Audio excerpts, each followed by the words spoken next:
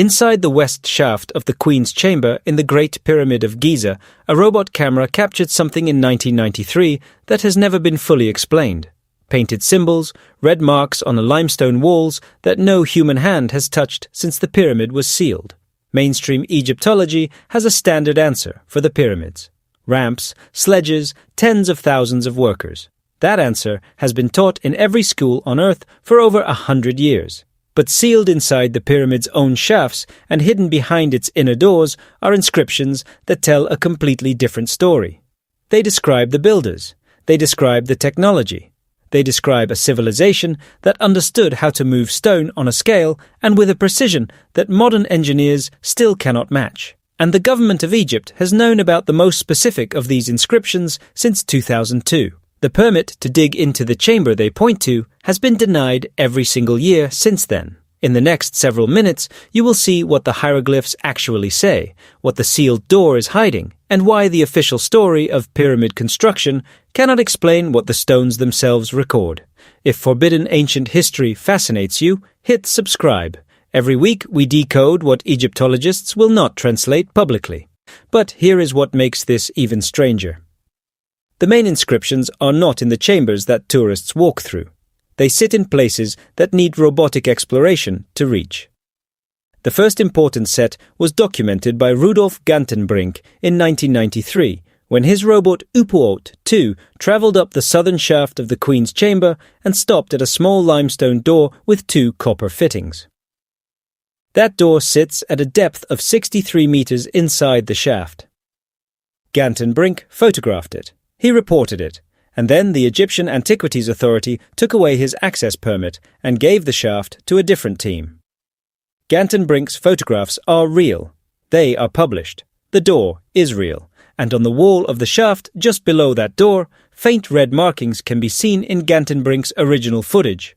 Those markings have never been officially translated. They have been described in internal reports as orientation marks left by construction workers. That is the official position. But orientation marks do not need a sealed door above them. Orientation marks do not need to be hidden. This is not speculation. This is not a fringe reinterpretation. The Gantenbrink footage exists. The door exists. The markings exist. The question is what the markings say. And the answer to that question sits behind a permit denial that has been renewed every year for more than 2 decades. The inscription, evidence breaks into 4 layers. The shaft markings are the first. The red symbols visible in Gantenbrink's footage use a hieratic script, which is the cursive, faster form of hieroglyphics, the kind used for practical administrative writing, the same way you would use shorthand in a work meeting instead of writing every letter. Hieratic was the language of builders, not priests. It appears on work orders, delivery logs, and quarry records. Finding it inside a sealed shaft suggests that whoever made these marks was not performing a ritual. They were recording something operational. 2 symbols are clearly visible. One is identified by Egyptologist Aidan Dodson in his 2010 analysis of internal pyramid markings as a variant of the glyph for inner stone or block. The second symbol is a numeral, and the numeral is not a number of blocks. It is a measurement, a weight. The precision argument deserves a closer look. The Great Pyramid's base is level to within 2 centimeters across its full 230 meters length. That is an engineering achievement that reads like a modern laser survey specification, not a building project from 4,500 years ago. The 4 sides line up with true north, south, east, and west, with an error of less than 1/20th of a degree. The stones themselves, 2.3 million of them, averaging 2.5 tons each, are fitted together so tightly that a playing card cannot slide between them. Not mortar, contact, stone against stone, fitted to tolerances that modern masons working with power tools would consider a serious challenge. The inscriptions in the shaft do not explain how this was done, but they suggest it was planned. The weight measurement visible in Gantenbrink's footage is not a rough guess. The numeral is precise down to a sub-unit that Egyptian engineers used when cutting stone to fit specific load-bearing positions. Someone knew exactly how heavy that block needed to be. Someone had calculated it, and someone carved the specification into the shaft wall as a reference mark. In the same way, a modern machinist marks a part with its tolerance before installation, but the inscription does not stop there. The second layer comes from the Diary of Merer, a papyrus discovered at Wadi el Jarf on the Red Sea coast in 2013 by archaeologist Pierre Tallet. It is the oldest papyrus ever found in Egypt, dated to the reign of Khufu, the pharaoh credited with building the Great Pyramid. The papyrus is an administrative log, a work diary. It records the movement of limestone blocks from the Tura quarry to Giza with the same matter-of-fact tone you would use when filling out a shipping invoice. Tallet's team translated it carefully. The standard reading describes boats, crews, and delivery schedules. But what the standard translations leave out is this. Several entries use a phrase that Tallet himself noted but did not explain. Arneter, which translates as perfect for the divine mechanism or exact for the god's device.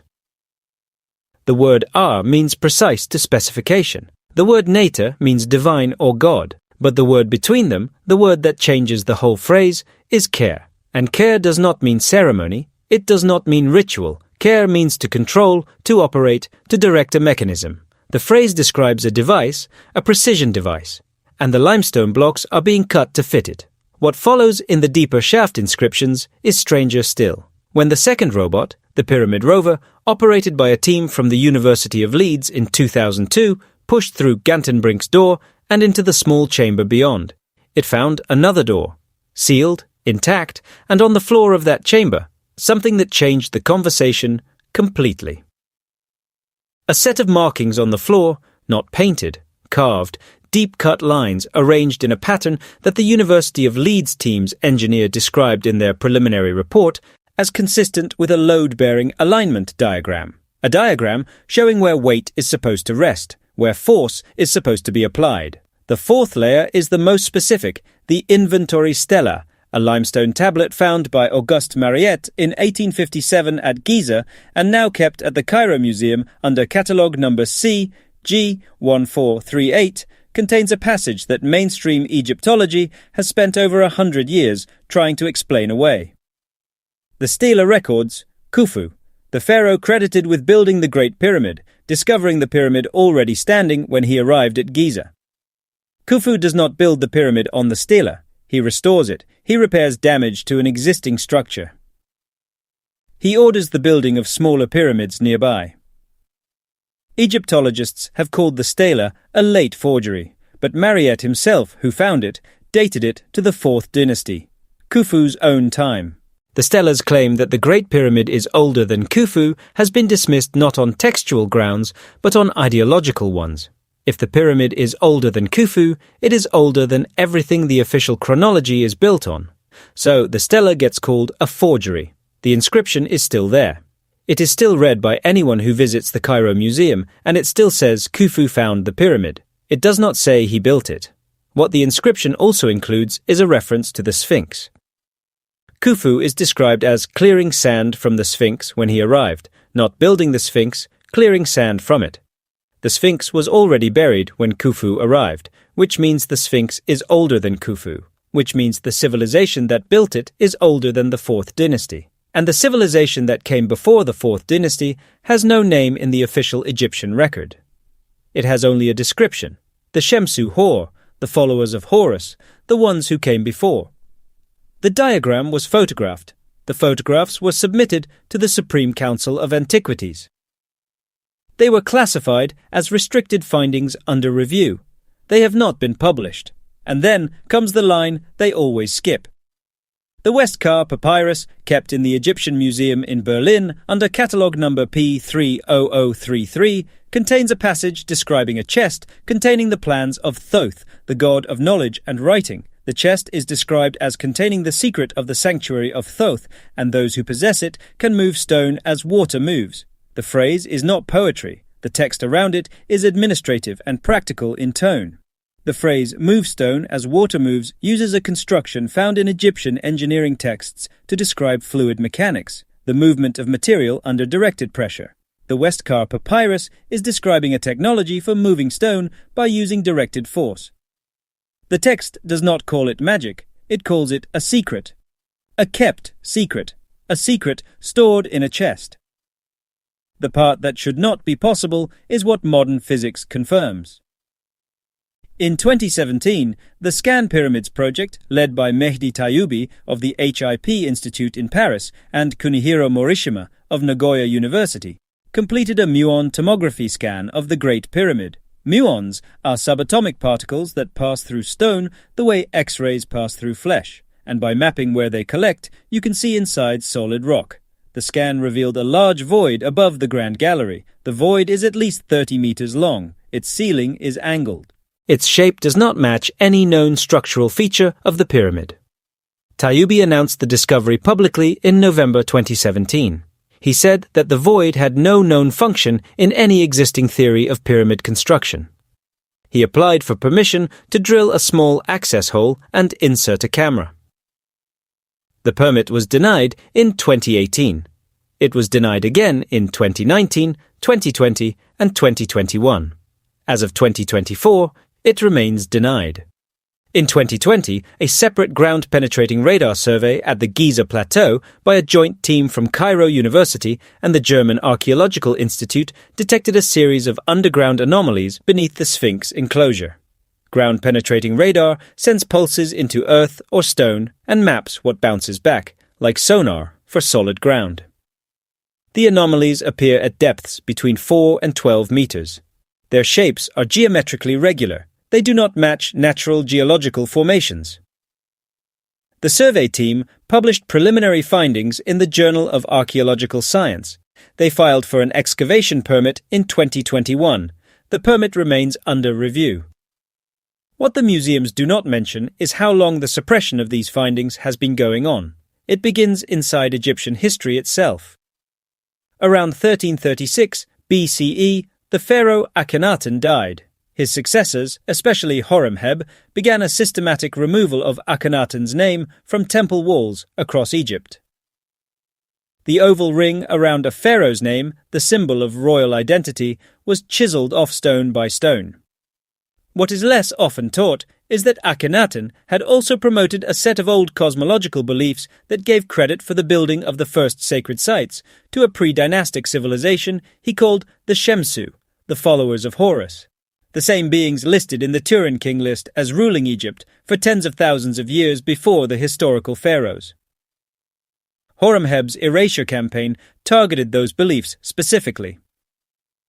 References to the Shemsu vanished from public monuments. They survived only in restricted priestly archives.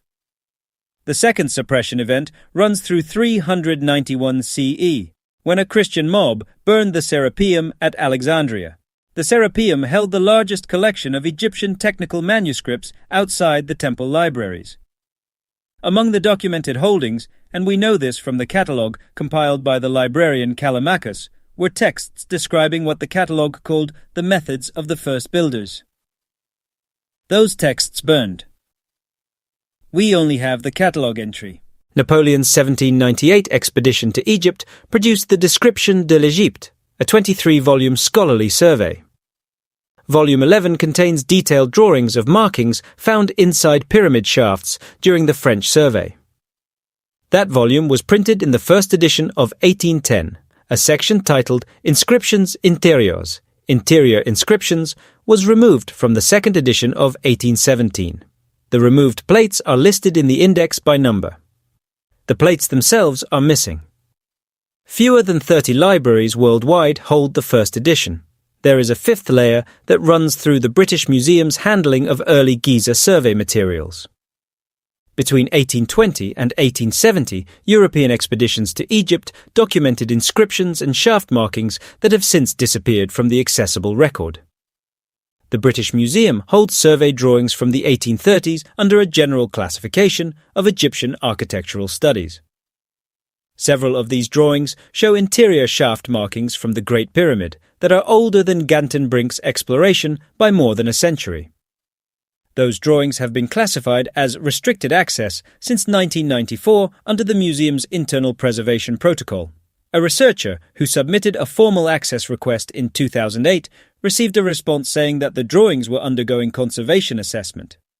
As of 2024, the assessment has not been completed.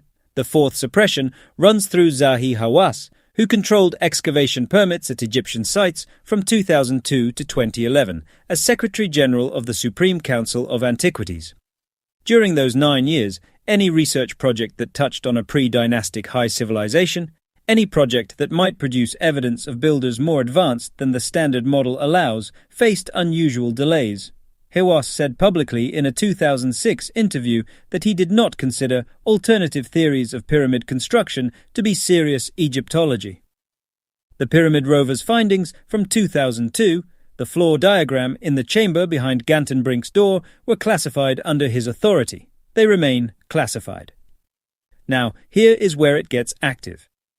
Robert Schoch, the Boston University geologist who published water erosion evidence for a much older Sphinx in 1992, has spent more than 30 years trying to answer one specific question.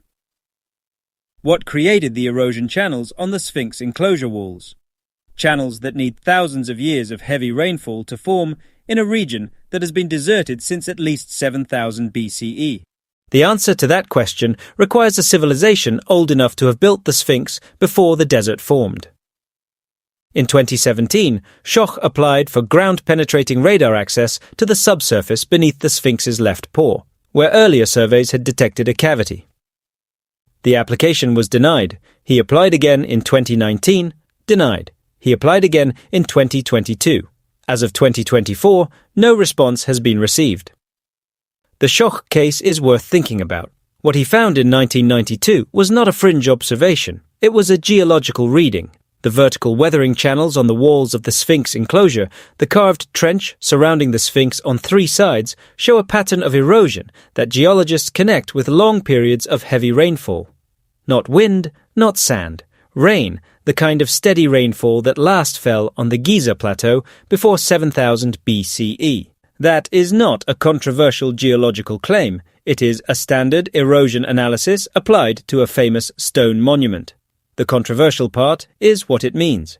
If the Sphinx enclosure was carved before the desert formed, then whoever carved it was not an Egyptian pharaoh. The pharaohs came after the desert. Whatever came before them has no name in the official record. What Schoch wanted to access in 2017 was the subsurface directly beneath the Sphinx's left forepaw, where a 1991 ground-penetrating radar survey by Thomas Dobecki detected a rectangular cavity about 9 meters below the surface. The cavity's geometry, regular, right-angled, does not match a natural rock formation. It reads the way a built room reads on a radar return, not the way a geological void reads. Schoch wanted to insert a small borehole camera. The permit was denied without explanation. Now, let me be clear. I am not saying ancient Egyptians had access to technology that breaks physics. The hieroglyphs are not a science fiction novel. Stone can be moved with ramps and sledges. Copper tools can cut limestone. Tens of thousands of organized workers can accomplish extraordinary things. All of that is true. But what the inscriptions describe, when read in their literal sequence using standard Egyptian vocabulary, goes beyond ramps and sledges. The Diary of Mera describes blocks cut to fit a precision device. The Westcar Papyrus describes a method for moving stone under directed force. The floor diagram in the sealed chamber shows a load-bearing alignment system. The void above the Grand Gallery has no function in any ramp-based construction theory. And the builders, the Turin King list describes the Shemsu Hor. The followers of Horus ruled Egypt for an unbroken period that reaches back farther than any ramp and sledge civilization should exist. What we have to face is what the pyramid itself is telling us. The Great Pyramid contains a sealed void 30 meters long with an angled ceiling. It contains shafts with marked doors behind which sit carved floor diagrams that have been classified for more than 20 years. It sits on a plateau where radar has detected regular underground chambers that no one has been allowed to enter. And it was built to tolerances, aligned to true north within 1/20th of a degree. Base levels accurate to 2 centimeters across 230 meters, that a modern engineer with laser equipment would consider a major achievement. The Great Pyramid is still standing. The void is still sealed. The floor diagram is still behind a door that no camera has entered since 2002. And somewhere inside the pyramid's own stone, in shafts that needed a robot to reach, Markings describe a technology for moving and placing stone with a precision that the official story has never fully explained. The permit to look closer has been denied. The inscriptions are still there, and the pyramid is still waiting to be fully understood.